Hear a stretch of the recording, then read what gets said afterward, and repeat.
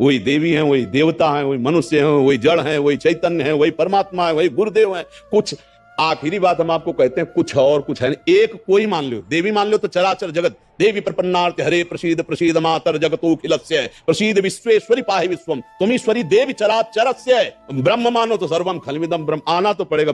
बिना ब्रह्म विद्या के, बिना गुरुदेव प्रदत्त ज्ञान के इस माया पर विजय प्राप्त कर ले, ऐसा है ही नहीं। मामे वे प्रपद्यन्ते माया मेताम तरन्तिते दैवी है सागुणमयी मम माया। भक्ति रंग लाती है तब वो एक में आ जाती है, अपने स्वरूप में आ जाती है। अभी आपकी प्रारंभिक भक्ति है, जैसे नव किशोरी अवस्था उदय हो, अब पति वरण की इच्छा होती तो अभी भक्ति वरण नहीं कर पाई।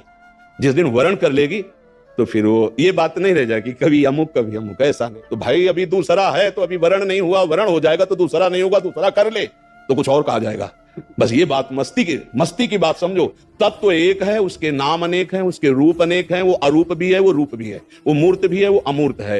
वो महान से महान भी है, वो अणो अणियान, छोटे से भी छोटा है, मैं तो महियान, वही है। उसके सिवा कुछ नहीं है। जिसको बोध हो गया, मुक्त हो गया, भक्त हो गया, प्रेमी हो गया, बीच में सब अभी तो थपेड़े खा रहे हैं। तो आगे बढ़ो, गुरु कृपा पात्र बनो और उनके द्वारा जो मंत्र उपासना दी जाए उसमें निष्ठा कर लो। ये कोई भाग्यशाली कर पाता है। अपने सब हृदय की बातें डिलीट करके गुरुदेव के आगे कोरा कागज बन के चला जाए और जो लिख दे वही पढ़ ले, अगर भगवत प्राप्ति नहीं हो जाए तो बताना।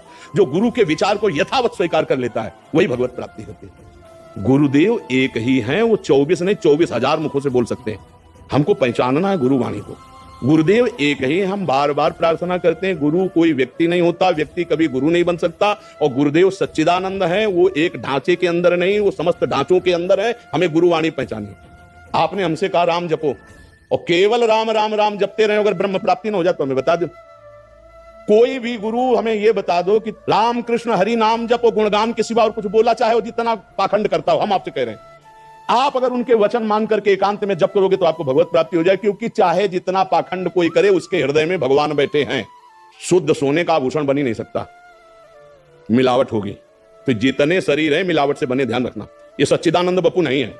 और मिलावट में 3 गुण है, सतोगुण, रजोगुण, तमोगुण। तो अगर ढूंढे जाएंगे ना तो 90 गुण होंगे तो 10 दोष होंगे, चाहे जहां देख लेना। ये शरीर बना ही गुण दोष से युक्त है। श्री स्वामी परमानंद जी महाराज जैसे कोई गृहस्थी के लोग जाते और उनकी बहू बेटे, बच्चा हाँ स्वामी जी कढ़ी बना लेती है, बहुत दिन से नहीं खाया।